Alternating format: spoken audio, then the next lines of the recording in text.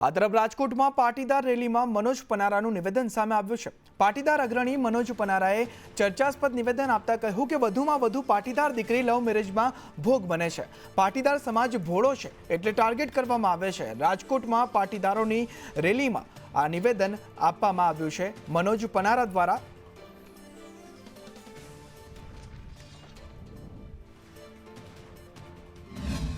खास કરીને કહું છું કે વધુમાં વધુ દીકરીઓ પાટીદારોની ટાર્ગેટ થાય છે।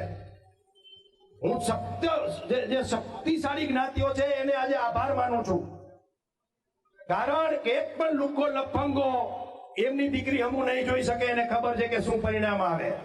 પટેલિયા ભોળા છે, ભાભેડા છે, માથાકૂટમાં ઉતરેવા નથી, એટલા માટે આપણી દીકરીઓને ટાર્ગેટ કરવામાં આવે છે। યુવાનો દ્વારા ભાગીને કરવામાં આવતા લગ્નમાં માતા પિતાની મંજૂરી ફરજિયાત કરવાની માંગ સાથે જસદણમાં ક્રાંતિ રેલી યોજાઈ હતી। આ મામલે પ્રાંત કચેરીમાં આવેદન પાઠવવામાં આવ્યું હતું। પાટીદાર આગેવાન દિનેશ બામણિયાએ કહ્યું કે દીકરીઓ ભાગેડું લગ્ન કરે તે લગ્નમાં નોંધણીના કાયદામાં ફેરફાર કરવામાં આવે। લગ્ન નોંધણી દીકરીના રહેણાંક વિસ્તારમાં જ કરવામાં આવે અને લગ્ન નોંધણીમાં માતા પિતાની સહી ફરજિયાત કરવામાં આવશે। માતા પિતાને 45 દિવસ અગાઉ નોટિસ આપીને લગ્ન નોંધણીની જાણ કરવામાં આવે। ત્યારે ક્રાંતિ રેલીમાં દિનેશ બામણિયા, મનોજ પનારા, અલ્પેશ કથિરિયા, રેશમા પટેલ, વરુણ પટેલ ઉપસ્થિત રહ્યા હતા। ભાગેડુ લગ્ન એક સમસ્યાનો સાથે સાથે સમાજ વ્યવસ્થાને અનબેલેન્સ કરવાનું ચાલુ થયું છે, ત્યારે અસામાજિક પ્રવૃત્તિઓને રોકવા માટે દીકરીઓને મોરબીને થતી છેતરપિંડી રોકવા માટે અમે સરકાર પાસે માંગણી અને આ સરકાર કાયદો બનાવે એના માટે આજે સમર્થન યાત્રા કાયદાના સમર્થનમાં આજે અમે સરકારની સામે યાત્રા કાઢી રહ્યા છીએ। એમાં એ છે કે કોઈ પણ લગ્નની નોંધણી દીકરીના ગામ વિસ્તારની અંદર જ થવી જોઈએ। જે લગ્ન નોંધણીનો કાયદો છે એ તાલુકામાં અથવા તો દીકરીનું જે આધાર કાર્ડ છે ગામનું એમાં જ લગ્ન નોંધણી થાય અને સાથે સાથે 21 વર્ષની જો વયમર્યાદા કરવામાં આવે તો પણ જરૂરી છે અને લગ્ન નોંધણીમાં મા બાપની સહી પણ જરૂરી છે। આ પ્રકારના કાયદાની માંગ અમે આ તકે જસદણ ખાતેથી પાટીદાર જનક્રાંતિ રેલીના માધ્યમથી કરી રહ્યા છે। ભાગેડુ લગ્ન પ્રથા વિરોધ સરકાર આક્રમક રીતે, જો કે ઘણા વર્ષોથી આ ડિમાન્ડ ચાલી રહી છે, પણ સરકાર હવે આ કાયદો જલ્દીથી જલ્દી બનાવે, કારણ કે સમાજની અંદર ભાગેડુ લગ્ન પ્રથા એટલી હદે પ્રસરી ગઈ છે અને એની સાથે સાથે 18 વર્ષની વય મર્યાદાના બદલીમાં 21 વર્ષ કરવામાં આવે કે જે તે વિસ્તારમાં એના આધાર કાર્ડનું એડ્રેસ છે એ વિસ્તારમાં એની લગ્ન નોંધણી થાય। અને ખાસ એ છે કે જ્યારે એની લગ્ન નોંધણી થાય કે એના કોર્ટ મેરેજ થાય તો એની મા બાપની જેટલી પણ પ્રોપર્ટી હોય એમાંથી એ સીધા બેદખલ થઈ જાય। નડિયાદ મહાનગરપાલિકામાં જે મારામારી થઈ હતી તેમાં ખેડા જિલ્લા બાર દ્વારા એસપી કચેરીએ આવેદનપત્ર આપવામાં આવ્યું। શહેર કોંગ્રેસ પ્રમુખ પર એટ્રોસિટી મામલે આવેદન આપવામાં આવ્યું। મહાનગરપાલિકામાં કોંગ્રેસના હોદ્દેદારને માર મરાયો તેવું કહેવામાં આવ્યું છે। ત્યારે માર માર્યા બાદ કોંગ્રેસના જ પ્રમુખ વિરુદ્ધ એટ્રોસિટીની ફરિયાદ દાખલ કરવામાં આવી છે। શહેર કોંગ્રેસ પ્રમુખ હાર્દિક ભટ્ટ પર એટ્રોસિટી કરાઈ, ખોટી અને ગેરવ્યાજબી ફરિયાદ રદ કરવા માંગ કરવામાં આવી છે। આ હાર્દિક ઘટનાઓની સામે નડિયાદ ટાઉન પોલીસ સ્ટેશનના પીઆઈ સાહેબ શ્રીનાઓના દ્વારા અને એસસી સેલના ડીવાયએસપી સાહેબ શ્રીનાઓના દ્વારા સાંજના 5 વાગ્યાના સુમારે એક એટ્રોસિટીની ફરિયાદ દાખલ કરવામાં આવેલી છે, જેમાં તેમના દ્વારા એવું કહેવામાં આવે છે કે ભાઈ આ વ્યક્તિઓના દ્વારા અમને ખોટી રીતે ખોટા અસભ્ય વર્તન કરવામાં આવેલું છે અને અભદ્ર ભાષામાં વાતચીત કરવામાં આવે છે। પરંતુ આ નડિયાદ મહાનગરપાલિકાની અંદર તેમના જે પોલીસ કર્મચારીઓ જે છે તેમની રૂબરૂમાં ત્યાં આગળ આવી ગયેલા હતા। તે સમય દરમિયાન આવી કોઈપણ પ્રકારની ઘટના બનેલી નથી। નડિયાદમાં ભાજપ અને કોંગ્રેસના નેતાઓ વચ્ચે છૂટા હાથની મારામારીનો જે મામલો છે તેમાં કોંગ્રેસે મહાનગરપાલિકા કચેરીમાં હુમલાના વિરોધમાં આવેદનપત્ર આપ્યું। નડિયાદમાં કલેક્ટર કચેરીએ મોટી સંખ્યામાં કોંગી કાર્યકર્તાઓ ઉમટી પડ્યા। ન્યાય નહીં મળે તો ઠેર ઠેર વિરોધ પ્રદર્શન કરવાની ચીમકી પણ ઉચ્ચારવામાં આવી છે। અધિક કલેક્ટરને સમગ્ર ઘટના પણ જણાવવામાં આવી છે। ભારતીય જનતા પાર્ટીના જે કોઈ મને એમ લાગે કોઈ માજી કોર્પોરેટર એમને ફરિયાદ કરી છે, તે પણ એટ્રોસિટી ગણી, જ્યાં એ દરમિયાન કોઈ કોંગ્રેસના કાર્યકરે કોઈ અપશબ્દ બોલ્યા નથી। આ કોંગ્રેસનું કલ્ચર જ નથી, એ બોલે જ નહીં, અને છતાં પણ એમની સામે એક એટ્રોસિટીની ફરિયાદ એમણે એફઆઈઆર દાખલ કરી છે। અને મને લાગે છે આ બિલકુલ ઇનજસ્ટિસ છે, આ બિલકુલ ચલાવી લેવાની, અને આ તંદુરસ્ત લોકશાહીની નિશાન નથી, આ તો it's a breach of democracy છે, આ બિલકુલ લોકશાહીનું હનન છે। એટલે આ લોકશાહીના અને લોકશાહીના બચાવમાં અમારા રાહુલ ગાંધીજી સતત સમગ્ર દેશમાં ભરી વાળા છે કે ભાઈ આ ડેમોક્રેસી બચાવો, લોકશાહી બચાવો, સંવિધાન બચાવો, એનું આ કરી રહ્યા. જ્યારે અહીં સંવિધાન ભારતના શાસક પક્ષના લોકો દ્વારા સંવિધાનની બાબત તોડવામાં આવતા હોય તો મને લાગે આ દુનિયાની સૌથી મોટી દુઃખદ બાબત છે. આ તરફ ગાંધીનગરના દહેગામમાં દબાણો દૂર કરવામાં આવ્યા છે. નગરપાલિકાએ પૂર્ણિમા સ્કૂલ પાસેના દબાણો દૂર કર્યા. દબાણ સામે સ્કૂલના ટ્રસ્ટી કોર્ટમાં ગયા હતા. કોર્ટના નિર્દેશ બાદ પાલિકાએ કાર્યવાહી કરી છે. પોલીસને સાથે રાખી 3 દુકાન તોડી પાડવામાં આવી. વાહન ડીલરો સામે અમદાવાદ મહાનગરપાલિકા લાલ ઘૂમ જોવા મળી રહી છે. બાકી ટેક્સ મુદ્દે એએમસી ડીલરોને નોટિસ મોકલશે. ટેક્સ બાકી હોય તો ડીલરનું રજીસ્ટ્રેશન રદ કરવામાં આવશે. જે વાહનોનો ટેક્સ બાકી હશે તે રિટેન કરવામાં આવશે.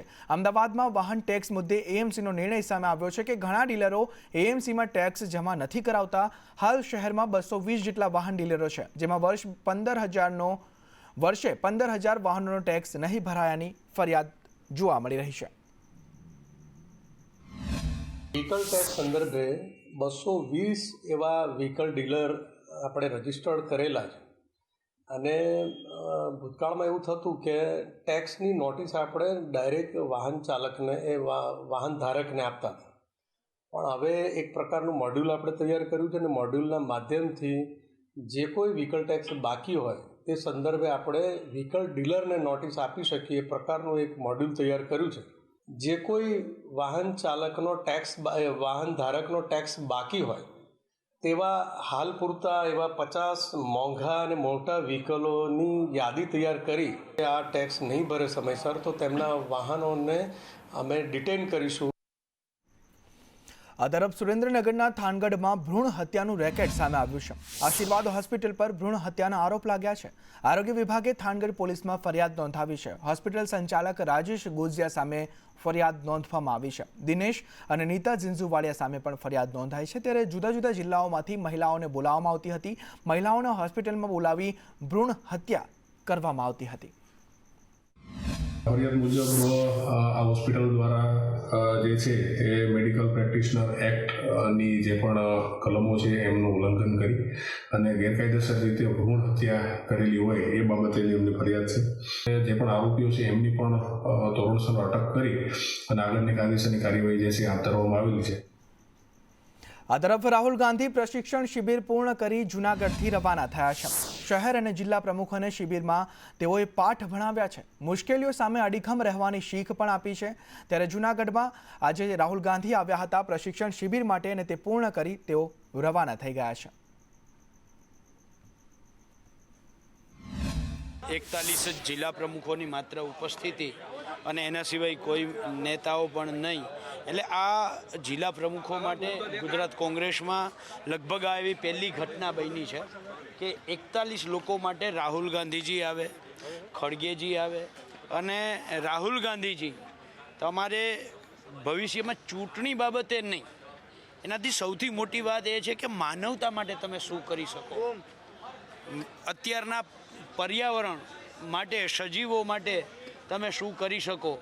ક્યાંય કરતાં ક્યાંય ચૂંટણીની વાત જ નહીં. હું એવું માનું છું કે રાહુલ ગાંધીએ જે આજે વાત કરી છે ને એ ત્યાં જે 41 લોકો હતા એને જીવનની જે અમૂલ્યમાં અમૂલ્ય કદાચ શીખ કેવી હોય ને તો આ શીખ કરી શકાય. અને એની સાથે સાથે જ્યારે અમે રાજકીય જ વ્યક્તિ છીએ તો એને અમારે રાજકીય રીતે કેવી રીતે જોડવું અને કેવી રીતે આગળ વધવું એ સૌથી મોટી એ શીખ હતી. ગુજરાત કોંગ્રેસના નેતાઓથી હાઈકમાન્ડ હજુ પણ નારાજ હોવાની ચર્ચા છે. અગાઉ રાહુલ ગાંધીએ નેતાઓને લગ્નના ઘોડા કહ્યા હતા. હવે ખડગેએ જૂનાગઢની પ્રશિક્ષણ શિબિરમાં બગડેલી કેરીઓ શબ્દનો ઉપયોગ કર્યો છે. રાહુલે કહ્યું હતું કે લગ્નના ઘોડા ન ચાલે ત્યારે ગુજરાત કોંગ્રેસમાંથી લગ્નના ઘોડા કાઢવા ટકોર કરી હતી. ત્યારે હવે મલ્લિકાર્જુન ખડગેએ બગડેલી કેરીઓને કાઢવા માટે ટકોર કરી છે. ट्रेनिंग करने वालों को भी मैं बोलूंगा कि इसका ध्यान रखें और जो लोग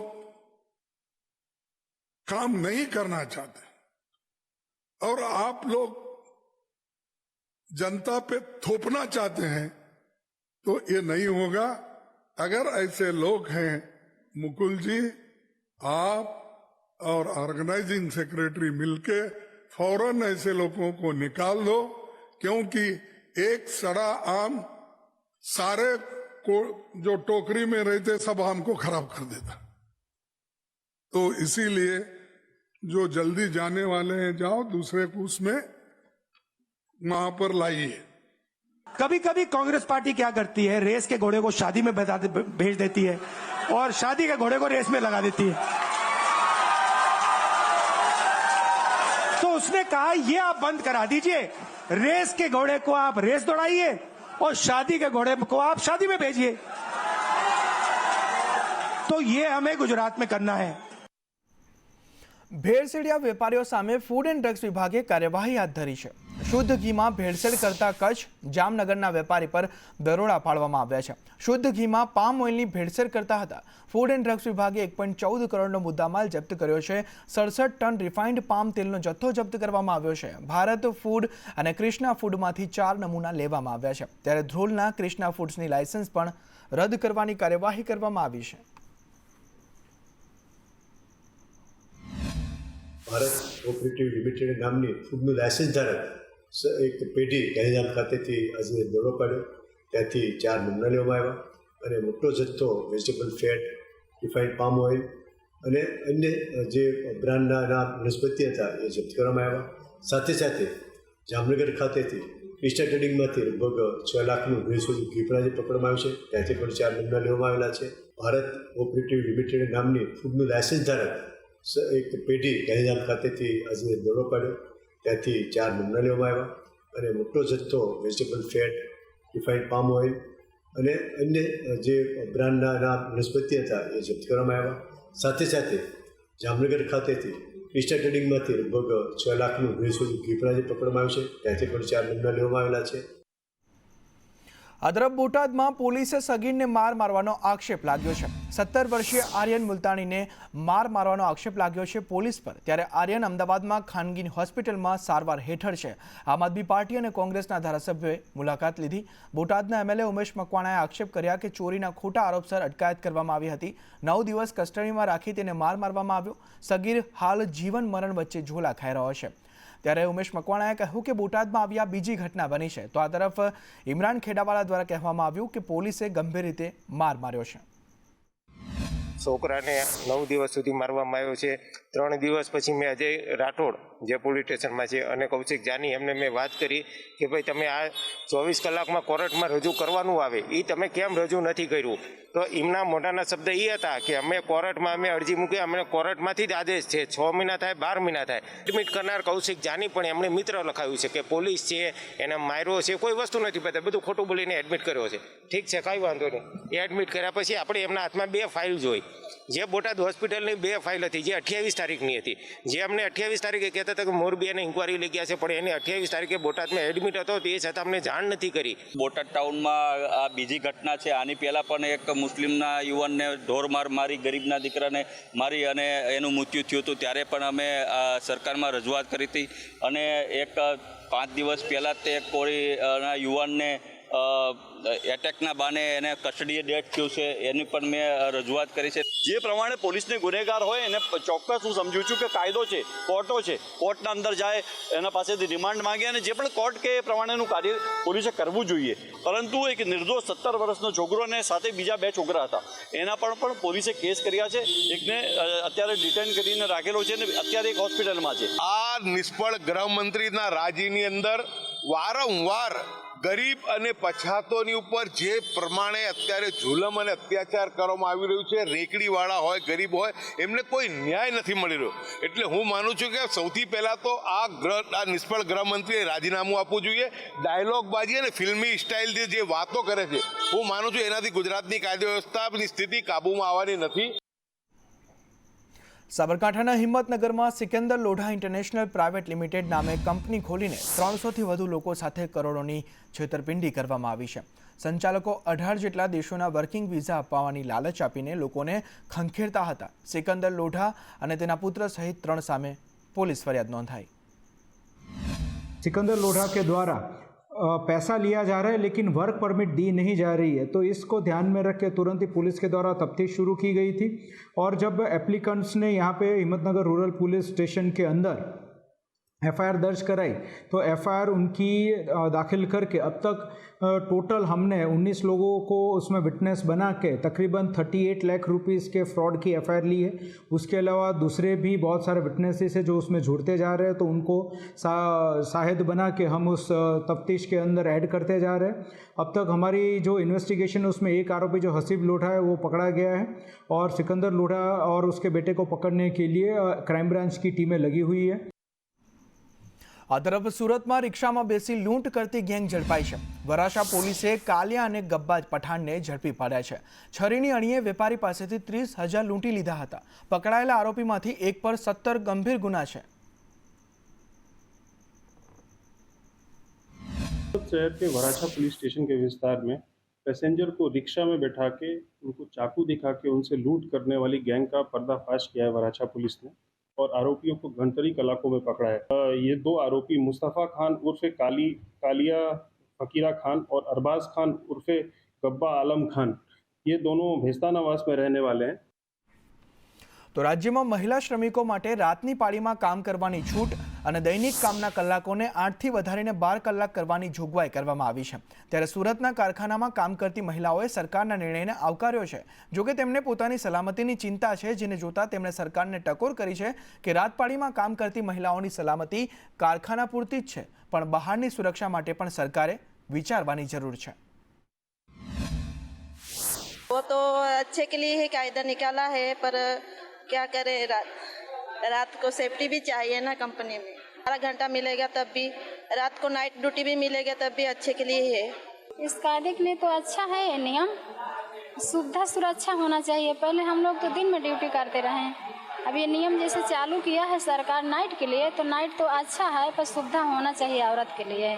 जैसे गवर्नमेंट ये ओवर टाइम का रूल्स गवर्नमेंट का है कि वो औरतें ओवर टाइम काम कर सकती है ना, तो मैं ये भी गवर्नमेंट से चाहती हूँ कि जितना हम लोग अपनी सेफ्टी रखते हैं उतना वो भी हमारी सेफ्टी रखे। हर एक औरत अपने हिसाब से तो अपनी सेफ्टी रखती ही है, पर ये हम लोग तब तक नहीं कर सकते जब तक ये चीज़ गवर्नमेंट ना करे। દિવસની પાલીમાં તો લેડીઝ હોય છે, રાત પાલીમાં નથી હોતી, પરંતુ રાત પાલીમાં લેડીઝ આવે ને જાય એને માટે જે મોટામાં મોટો અત્યારે જે એક સવાલ છે તે એ છે કે એ લોકોની સેફ્ટી ને સિક્યુરિટીનું શું હોય, એટલે સરકારે પણ એની સેફ્ટી ને સિક્યુરિટી માટે વિચાર કરવો જોઈએ।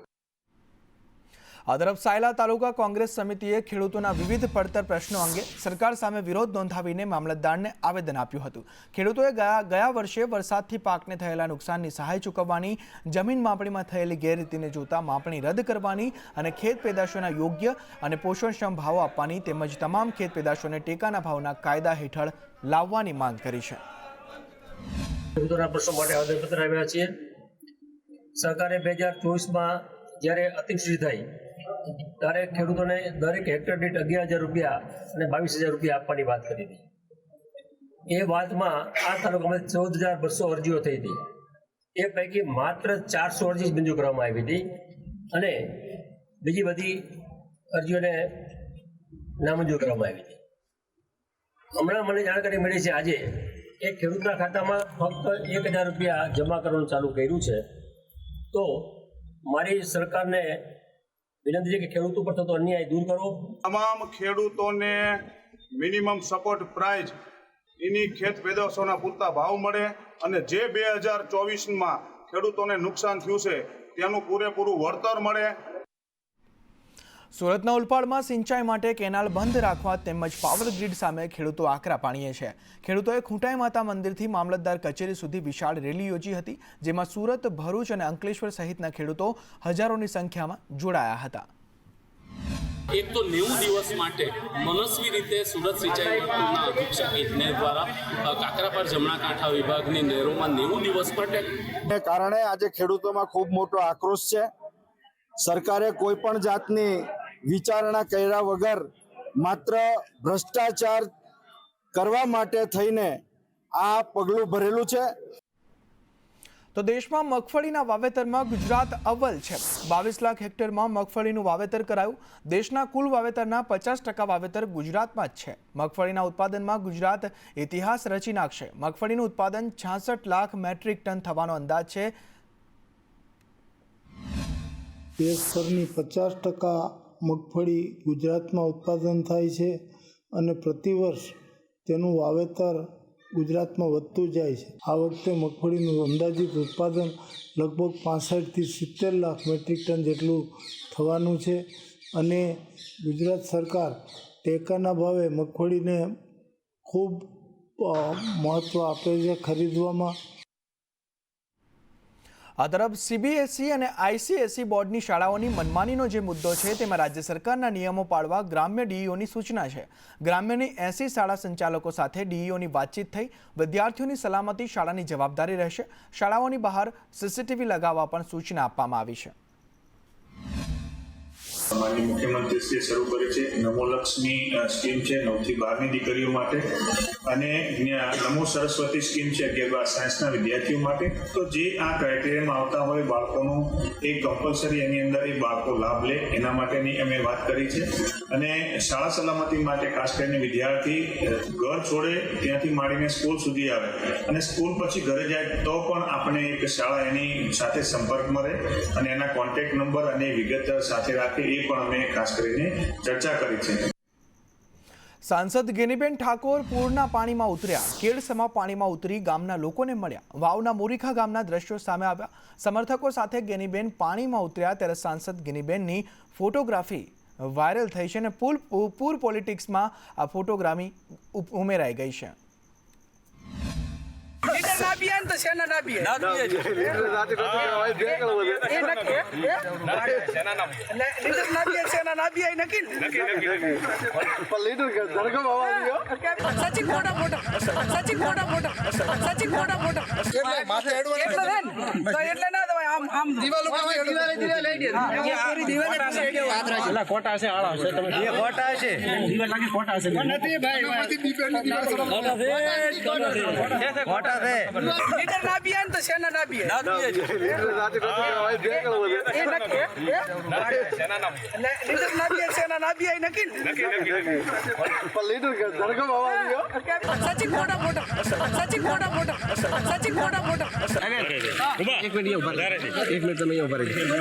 બીજી ચિંતા છોડો, જે થવું થાય 1 મિનિટ ઉભા રહેજો.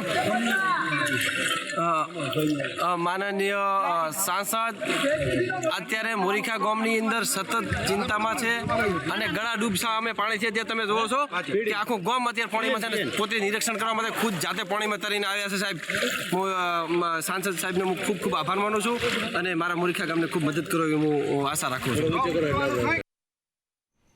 તો બનાસકાંઠામાં તાજેતરમાં પડેલા ભારે વરસાદના પગલે નીચાણવાળા વિસ્તારોમાં જળબંબાકારની સ્થિતિ સર્જાઈ હતી.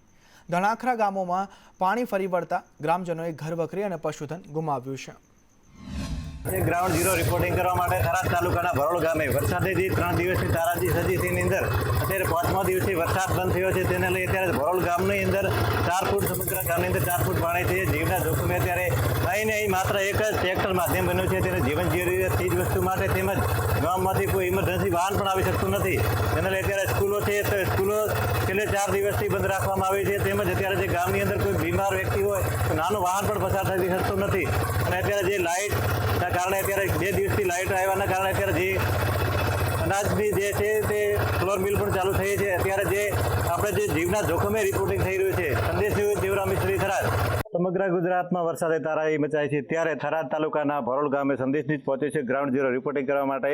જે અત્યારે સમગ્ર ગામની અંદર જે 3 વાસ પડે છે, ચારણવાસ છે, મારવાડી વાસ છે, બ્રાહ્મણવાસ છે, તેની અંદર જે આપણે ત્યાં ગ્રાઉન્ડ ઝીરો રિપોર્ટિંગ કરીએ છીએ ત્યાં 4-4 ફૂટ પાણી જોવા મળે છે. મારી પાછળ સ્કૂલ છે, તમે જોઈ શકો છો તે 4 ફૂટ પાણીની અંદર છે. સમગ્ર શિક્ષણ કાર્ય બંધ છે અને અત્યારે જે અહીંના ગામના આગેવાન છે, સરપંચ હતા, પૂર્વ સરપંચ, તેમને આપણે પૂછીએ કે ચારણવાસ ને મારવાડી વાસની અંદર 100 ઘર અત્યારે પાણીમાં ગરકાવ છે.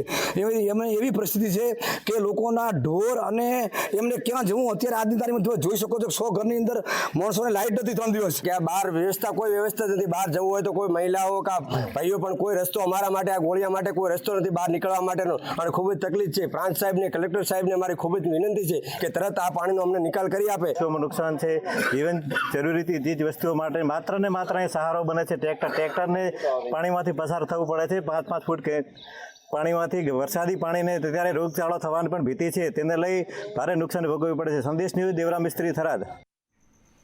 તો કેબિનેટ મંત્રી કુંવરજી બાવળિયાએ વલસાડના દાંતી ગામે પ્રોટેક્શન વોલની ગુણવત્તાને લઈને નિરીક્ષણ કર્યું હતું. કુંવરજી બાવળિયાએ ગ્રામજનો સાથે ચર્ચા કરીને પ્રોટેક્શન વોલને લઈને જરૂરી સૂચનો પણ આપ્યા હતા. કેબિનેટ મંત્રીએ કહ્યું કે 42 કરોડના ખર્ચે જેટીનું નિર્માણ કરવામાં આવશે. ગેબિયન વોલ ન હતી એ વખતે ગામમાં પાણી પ્રવેશી જતું અને લોકોની સલામતી ન હતી. આ લગભગ 38 કરોડથી વધારે રકમમાં આ અમે ગેબિયન પથ્થરથી આ વોલ બનાવી રહ્યા છીએ અને લગભગ 1.5 કિલોમીટરની લંબાઈમાં છે. આ તૈયાર થતાં આ ગામની દાંતી અને આજુબાજુના 6 ગામની સલામતી થશે, જેથી લોકોને અહીંયા જ રહીને પોતાનો બિઝનેસ ધંધો કરી શકે એવી સ્થિતિ ઊભી થશે. વડાપ્રધાન મોદીના જન્મદિવસે રાજ્યમાં સેવા કાર્યો થશે. રાજ્ય સરકારના પ્રવક્તા મંત્રી ઋષિકેશ પટેલે કહ્યું કે 15 દિવસ રાજ્યમાં સેવાકીય કાર્યો થશે. ઋષિકેશ પટેલે પીએમ મોદીનો જન્મોત્સવ સેવાત્સવ બનશે તેવું પણ કહ્યું. જે આપણો ઇતિહાસ બની રહ્યો છે એ ઇતિહાસને ઉજાગર કરવા અને એક એવું આપણા નેતૃત્વ ગુજરાતનું ભારતને મળ્યું છે, તો એ બાબતે આ જે નમોત્સવ આ આદરણીય નરેન્દ્રભાઈનો કેવળ જન્મોત્સવ નથી, પરંતુ જન્મોત્સવની સાથે સેવા ઉત્સવ બનાવવાનો પ્રયત્ન. અમરેલીના બાબરા તાલુકાના તાયવદર ગામે કાળુભાર નદી પર 1.5 વર્ષ પહેલા બનેલા માઇનોર બ્રિજમાં અત્યંત નબળી કામગીરી થઈ હોવાનું સામે આવ્યું છે. સંદેશ ન્યૂઝે આ મામલે રિયાલિટી ચેક કરતા જે સામે આવ્યું તે ચિંતાજનક હતું. પુલના પિલ્લર પર લાકડું ઘસવાથી આરસીસી લુણાની માફક ખરી જાય છે, ત્યારે એજન્સીની અત્યંત નબળી કામગીરીને જોતા માર્ગ અને મકાન વિભાગની કામગીરી પર સવાલો ઉઠી રહ્યા છે. આપના જણાવ્યા મુજબ તાયવદર ગામે જે બ્રિજનું માઇનર બ્રિજ છે, જે માઇનર બ્રિજનું કામ કરવામાં આવેલ છે, જે મતલબ આપ શ્રી દ્વારા જે વિડીયો પ્રસિદ્ધ કરવામાં આવેલ છે, તો એ મુજબ તે કામ નબળું જ જણાય છે, જેની નોટિસ આપેલી છે એજન્સીને, અને એજન્સીનો નોટિસ અન્વયે મતલબ રેક્ટિફિકેશન કરવામાં નહીં આવે તો નદી ઉપર આ બનાવેલો ખાનાનો બ્રિજ કરોડો રૂપિયાના ખર્ચે બન્યો છે. આ બ્રિજમાં તમે જોઈ શકો છો સીસી જે છે લાકડાની સ્ટીક વડે ખરતી હોય તેવા દ્રશ્યો સામે આવ્યા છે. આ એક જ નહીં પરંતુ તમામ પિલરો ઉપર આ પ્રકારની હાલત છે. અમુક પિલરો ઉપર એજન્સી દ્વારા સિમેન્ટનો જે છે રોગો પાઈ દેવામાં આવ્યો છે, જેના કારણે આ જે નબળી ગુણવત્તા છે ઢાંકવાનો પણ પ્રયાસ કરવામાં આવ્યો છે. પ્રદીપ ઠાકર, સંદેશ ન્યૂઝ, બાબરા. આ તરફ ગાંધીનગરમાં કતલખાને લઈ જતા પશુઓને બચાવાયા છે. પેથાપુર સંજરી પાર્ક નજીકથી પશુઓને બચાવી લેવાયા. ઉનાવાથી ડાલામાં લઈ જવાતા હતા પશુઓ. મહાનગરપાલિકાના શાસક પક્ષના નેતાએ પોલીસને જાણ કરી, ત્યારે પેથાપુર પોલીસે ડ્રાઈવરની તપાસ હાથ ધરી. ગઈકાલે રાત્રે લગભગ 10:30-11 વાગ્યાની આસપાસ ઉનાવા આગળથી આ ડાલુ નીકળ્યું અને ત્યાંના ખેડૂતો એના પાછળ પીછો કરતા આવતા હતા. એ સમયગાળા દરમિયાન ઉનાવાના ખેડૂતોએ પેથાપુરના ખેડૂતોને બી વાત કરી હતી અને બધા ભેગા થઈ અને પેથાપુર સંજરી પાર્ક આગળ આ ડાલાને રોક્યું હતું. ત્યાં રોક્યા પછી ત્યાંના અમારો મત વિસ્તાર આવતો હોવાથી એ લોકોએ અમને બોલાવ્યા હતા. અમે લોકોએ પેથાપુર પોલીસ સ્ટેશનને જાણ કરી અને પેથાપુર પોલીસને બોલાવીને કાયદેસરની કાર્યવાહી હાથ ધરાઈ. આ તરફ ચોટીલામાં ગેરકાયદે રેતી ખનન સામે કાર્યવાહી કરવામાં આવી છે. વાહનોને 7.10 કરોડનો મુદ્દામાલ જપ્ત કરાયો છે. ચોટીલા પ્રાંત અધિકારીએ રેડ કરી મુદ્દામાલ ઝડપી પાડ્યો છે. ત્યારે મોરસલના ભોગાવા નદીમાં ગેરકાયદે રેતી ખનન ચાલી રહ્યું હતું. ભોગાવા નદીમાંથી ગેરકાયદેસર રેતીનું ખનન કરી અને એ પ્લાન્ટ ખાતે પણ લાવવામાં આવતું હતું, અને જે રેડ પાડતા જે ટ્રેક્ટર 16 છે, ડમ્પર 5, જેસીબી 1, તેમજ લોડર મશીન 1 અને વોશ પ્લાન્ટની મશીનરી તેમજ ગેરકાયદેસર વીજ કનેક્શન આવી કુલ 7 કરોડ ને 10 લાખની જે મુદ્દામાલ છે એ જપ્ત કરવામાં આવેલો છે. આ તરફ નડિયાદની અમૂલ ડેરીમાં ભાજપનું વિજયોત્સવ સંમેલન મળ્યું. અમૂલ ચેરમેન વિપુલ પટેલના કેસરી સિંહ પર ચાબખા જોવા મળ્યા. નામ લીધા વગર શાયરાના અંદાજમાં પ્રહાર કરવામાં આવ્યા. કહ્યું, કુછ લોગ મુझे गिराने में बार बार गिरे. ना मैं गिरा, ना मेरी उम्मीदों के मीनारे गिरे, ना मैं गिरा, ना मेरी उम्मीदों के मीनारे गिरे, पर कुछ लोग हमें गिराने में बार बार गिरे. આ તરફ ટેરિફના ભય વચ્ચે સુરતમાંથી લેબગ્રોન ડાયમંડનું એક્સપોર્ટ વધ્યું છે. ગત ઓગસ્ટ 2024માં 839.72 કરોડ લેબગ્રોન ડાયમંડ એક્સપોર્ટ થયા હતા, જેમાં 1.90%ના વધારા સાથે આ વર્ષે ઓગસ્ટ 2025માં 885.67 કરોડના લેબગ્રોન ડાયમંડ એક્સપોર્ટ થયા છે. મેક ઇન ઇન્ડિયાના કોન્સેપ્ટ સાથે જે પ્રમાણે લેબગ્રોન ડાયમંડનું આપણે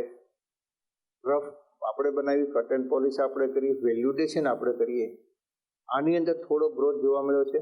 2024 ઓગસ્ટની અંદર આપણું જે એક્સપોર્ટ હતો 839.72 કરોડનો હતો, જે આજે ઓગસ્ટ 2025ની અંદર 885.67 કરોડનો આપણું એક્સપોર્ટ છે. એટલે 1.90%નો વધારો આ લેબગ્રોન ડાયમંડની અંદર જોવા મળી રહ્યો છે. ભાવનગર મહાનગરપાલિકા કમિશનરે 2 અધિકારીઓને નોટિસ પાઠવી.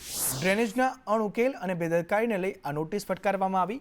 હાદાનગરમાં ડ્રેનેજ સમસ્યાનો ઉકેલ ન આવતા નોટિસ આપવામાં આવી છે, ત્યારે ડ્રેનેજ યોજના વિભાગના 2 કાર્યપાલક ઇજનેરને આ નોટિસ ફટકારાઈ છે. અધિકારીઓને નોટિસ ફટકારી ખુલાસો માંગવામાં આવ્યો છે. સુરતમાં BSNL ઓફિસમાં પેન્શન માટે ધરણા કરવામાં આવ્યા. કર્મચારીના મૃત્યુ બાદ પેન્શન નહીં મળતા રોષ ભભૂક્યો. ન્યાય માટે વૃદ્ધા અને પરિવાર ધરણા કરી રહ્યો છે. અધિકારીઓ ધક્કા ખવડાવતા હોવાનો આક્ષેપ પણ કરવામાં આવ્યો છે. અમારે નોકરીને પેન્શન એવું કાંઈ મળતું નથી ને વલસાડમાં ધક્કા ખાઈને હું અટવાઈ ગઈ આખી. પછી છેલ્લે સુરત આવ્યા. સુરત વાળા કે થાય જ જોઈએ, એમાં અમે અટવાઈ ગયા છે. અમને કઈ કૃત્ય મળતો નથી. 15 વર્ષ મમ્મીએ ધક્કા ખાધા છે, પણ એ લોકો કંઈક કામ મમ્મીએ અહીંથી કાગળિયા બનાવ્યા એવી રીતના 15 વર્ષથી મમ્મીને કહીને પછી સુરત મોકલાવી ફાઇલ. તો પછી 15 વર્ષ પછી મમ્મીને દેખાતું નહીં મળે, તો પછી અમે દોડ્યા, મેં મારા ભાઈ પજેશ, બે ભાઈ અમે સુરત ગયા. તો સુરત જવા પડશે. તો સુરત અમે ગયા તો સુરતમાં શું કહે કે તમને અહીંયા સર્વિસ બુક મળતી મળે, અમારા પર બુક મળે નથી. તો એ બુક ગઈ કાં, એના માટે અમે ધરના પર અમે સુરતમાં આપણે બેસા છે. આ તરફ ગઢડાના લાખણકા ગામના પર્યાવરણ પ્રેમી યુવાનોએ સ્વભંડોળથી ₹1 કરોડના ખર્ચે 4000થી વધુ વૃક્ષોનું વાવેતર કર્યું છે. ત્યારે જેટકો દ્વારા અહીં 220 kV સબસ્ટેશન બનાવવામાં આવશે, તો 300 વીઘા ગૌચર અને 4000 વૃક્ષોનો નાશ થશે તેવા આક્ષેપ સાથે આજે વિરોધ નોંધાવવામાં આવ્યો. અમારા ગામનું ગૌચર કે સરકારી પડતર DLRએ નક્કી કરેલું નથી, છતાં પણ આ જમીન દઈ દેવામાં આવી છે. નથી ગ્રામસભા કરવામાં આવી કે નથી કોઈ ગામને સરપંચોને કે પૂછવામાં આવ્યું, અને બારોબાર વેચી દેશે તો આ ગામની જમીન કઈ રીતે બચશે, પર્યાવરણ કઈ રીતે બચશે. જો અમે કોર્ટમાં પણ સ્ટે આપેલો છે અને હજી કોર્ટમાં જવાના છે. અમારે કોર્ટની તારીખ આવવા છતાંય લોકો કામ ચાલુ કરી દીધું છે અને આજે હવે બંધ કરવાની તૈયારી છે. પણ અમે નહીં બંધ રહે તો અમે આખું ગામ ગાંધી સિંધિયા માર્ગે ચાલશું. આ 220 kV એ જેટકોના અધિકારીઓએ જે તે રીતે એની રીતે જગ્યા સિલેક્ટ કરીને પંચાયતના કોઈ પણ ઠરાવ કે મંજૂરી વગર અહીંયા જેટકોની એવું કહે છે કે અમે મંજૂરી લઈ લીધી છે અને જેટકોનું કામ શરૂ થઈ રહ્યું છે. અને લગભગ 220 kV એટલે 50 વીઘા જમીન અને એ સિવાયની બીજી પડતર જમીન છે, એમાં બધે જ થાંભલા આવવાના છે. આખા વિશ્વમાં ચાલી રહી છે ત્યારે લગભગ 4000 જેટલા વૃક્ષો આ 220 kV થવાથી નીકળી જાય છે, એનો નાશ થાય છે. ત્યારે આ 1 કરોડ રૂપિયાની ગામ લોકોએ પોતાના ખિસ્સાના ખર્ચેથી જ્યારે આ વૃક્ષોનું જતન કરવા માટેની જે નેમ ઉપાડી છે, એમાં ખૂબ મોટું નુકસાન થઈ રહ્યું છે. જામખંભાળિયામાં પૂરતો વીજ પુરવઠો ન મળતા વિરોધ કરવામાં આવ્યો. ગ્રામ્ય પંથકના ખેડૂતો દ્વારા PGVCL કચેરીમાં વિરોધ કરાયો. વડોદરા અને બે ગામે વીજ ધાંધિયાથી ખેડૂતોને હાલાકી ભોગવવી પડી રહી છે. ત્યારે પીએચ સમયે નિયમિત વીજ પુરવઠો ન મળતા ખેડૂતો પરેશાન થયા છે. ખેંચાતા પાણીની જરૂર છે. 24 કલાકમાં સળંગ 1.5 કલાક પણ લાઇટ મળતી નથી અને બધાય ખેડૂત રાહ જોઈને બેઠા છે. લાઇટ જેવી આવે એવી 10 મિનિટ 15 મિનિટમાં વહી જાય છે. કોઈ ખેડૂતને પૂરતા પિયતની જરૂર છે પણ પાણી છે નથી એવું નથી. વીજળીનો પ્રશ્ન મોટો છે એટલે બધાય છતાં પાણી અત્યારે મોલાત સુકાય છે. અમે વીજળીને કારણે આજે 8 દિવસનો રાહ જોઈને છેલ્લે મોલાત અમારી સુકાઈ ગઈ છે. તો એના માટે આજે અમે બધા ભેગા થઈ જાય બોટ બાહેગા થઈ. હવે અમને મહેરબાની કરીને વીજળી આપી દો, અને નહીં તો અમારો પાક નિષ્ફળ જશે. હવે અમે પાવડાના હાથો પકડીને ગઈઢા રાતની ઊભા છીએ, રાતની વાત જોઈને. કલોલમાં પોલીસ દ્વારા 13 તુજકો અર્પણ કાર્યક્રમમાં 51 લાખનો મુદ્દામાલ પરત અપાયો. કલોલ તાલુકા પોલીસ મથકમાં 13 તુજકો અર્પણ કાર્યક્રમ યોજાયો. ચોરાયેલા મોબાઈલ તથા દાગીના અને રોકડ રકમ પરત કરવામાં આવી છે. ત્યારે કાર્યક્રમમાં કુલ 144 મોબાઈલ તેના મૂળ માલિકોને પરત આપવામાં આવ્યા. નારદીપુરમાં થયેલ ઘરફોડ ચોરીના દાગીના અને રોકડ રકમ મળી 30,15,798નો મુદ્દામાલ પણ પરત આપવામાં આવ્યો છે. પોતાના મોબાઈલ અને વસ્તુઓ પરત મળતા લોકોએ ખુશી વ્યક્ત કરી.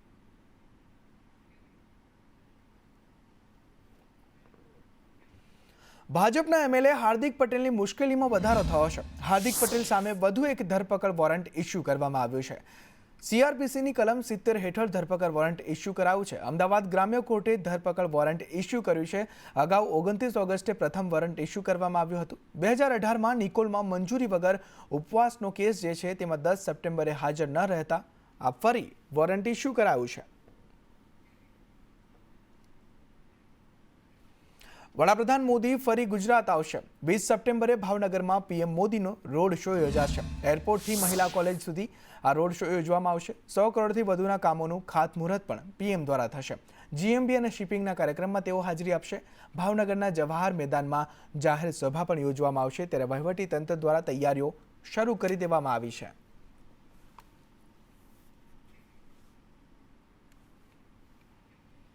તાપીના વ્યારામાં પ્રેમીએ પ્રેમિકાની હત્યા કરી નાખી. પ્રેમિકાની હત્યા કર્યા બાદ પ્રેમી યુવકે આપઘાત કરી લીધો.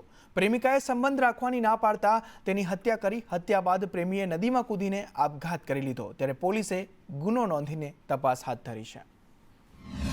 આ કામના આરોપી નવીનભાઈ ગોપાળભાઈ ચૌધરી નાઓની તપાસ કરતા આ નવીનભાઈ ગોપાળભાઈ ચૌધરી નાઓ પીપલવાડા ગામ 3 રસ્તા ખાતે ડોલવણ તાલુકાની હદમાં પૂર્ણા નદીના પટમાં પોતે નદીમાં ડાયું મારેલ છે અને ત્યારબાદ તેમની તપાસ કરતા નદીના પટમાં મળી નહીં આવતા સૌપ્રથમ ડોલવણ પોલીસ સ્ટેશન ખાતે તેઓ ગુમ થયા અંગેની જાહેરાત લેવામાં આવેલ છે અને આજરોજ તેમની ડેડ બોડી મળી આવતા આ કામે ડોલવણ પોલીસ સ્ટેશન ખાતે અકસ્માત મોતનો ગુનો દાખલ કરવામાં આવેલ છે. રાજ્યમાં 2 દિવસ બાદ ભારે વરસાદની આગાહી કરવામાં આવી છે. વરસાદ અંગે હવામાન વિભાગની આગાહી છે કે 14 થી 16 સપ્ટેમ્બરે ભારે વરસાદ પડશે. દક્ષિણ ગુજરાતમાં ભારે વરસાદની આગાહી કરવામાં આવી. સુરત, તાપી, નવસારીમાં વરસાદની આગાહી કરવામાં આવી છે તો વલસાડ, દમણ, દાદરા નગર હવેલીમાં પણ આગાહી વ્યક્ત કરાઈ છે. गुजरात रीजन और सौराष्ट्र कोस्ट रीजन इसमें हेवी रेनफॉल का वार्निंग दिया गया है. 14, 15, 16 मेनली दक्षिण गुजरात की जो जिला है इसमें हेवी रेनफॉल आइसोलेटेड प्लेसेस में येलो वार्निंग के साथ दिया गया है. अहमदाबाद के लिए लाइट रेनफॉल का फोरकास्ट दिया गया है. जो सिनोप्टिक सिचुएशन अभी इम्पोर्टेंट है. अभी एक under the influence of the cyclonic circulation rainfall का जो स्टेटस है गुजरात स्टेट में 833.2 mm बारिश हुआ है 12 सितंबर तक. इसमें जो सामान्य बरसात है 651.5 जो कि +28% डिपर्चर है. और वीक 1 है 11 सितंबर टू 17 सितंबर इसमें आइसोलेटेड हेवी रेनफॉल का पॉसिबिलिटी मॉडल दिखा है दक्षिण गुजरात के क्षेत्र में 14 से 16 सितंबर तक.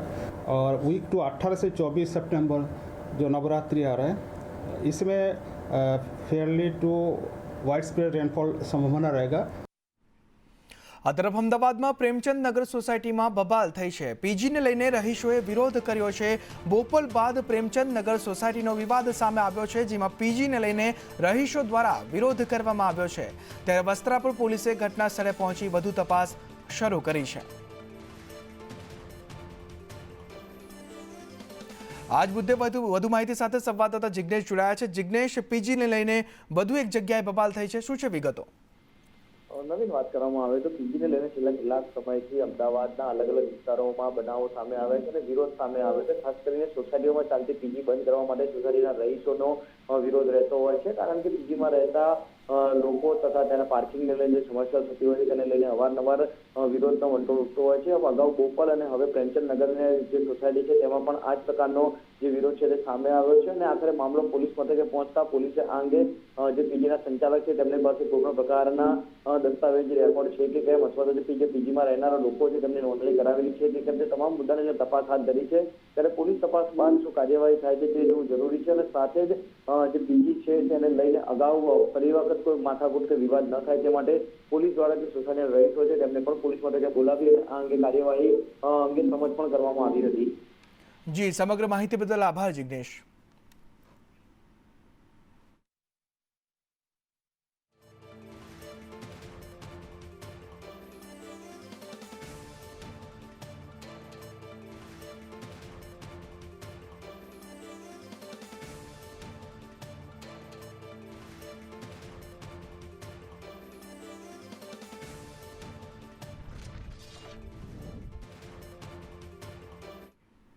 આ તરફ રાજકોટમાં સાધુ વેશમાં લોકોને આ તરફ ગાંધીનગર સચિવાલયમાં સાપ દેખાયા છે. 2 દિવસમાં 2 ઝેરી સાપ દેખાયા.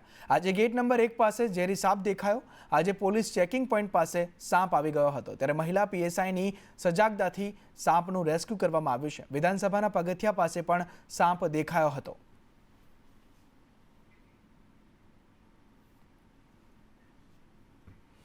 આ તરફ વડોદરામાં એનડીઆરએફના કમાન્ડન્ટ સુરેન્દ્રસિંહનું નિવેદન સામે આવ્યું છે. રાજ્યમાં અત્યાર સુધી એનડીઆરએફે 167 લોકોનું રેસ્ક્યુ કર્યું.